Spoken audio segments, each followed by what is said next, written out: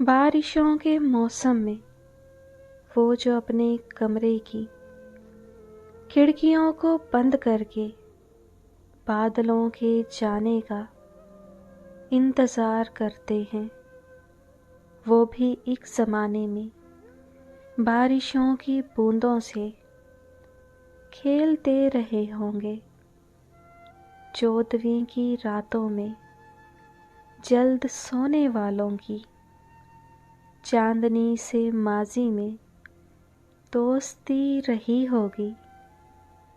हुस्नो इश्क की बातें आज जिनके वास्ते कुछ कदर नहीं रखती, भूले बिसरे लम्हों में टूट कर किसी को वो चाहते रहे होंगे। वो जो अपने गम पर भी आँख नम नहीं करते, कल किसी की खातिर वो खूब रो चुके होंगे। दर्द आशना होकर अश्क खो चुके होंगे।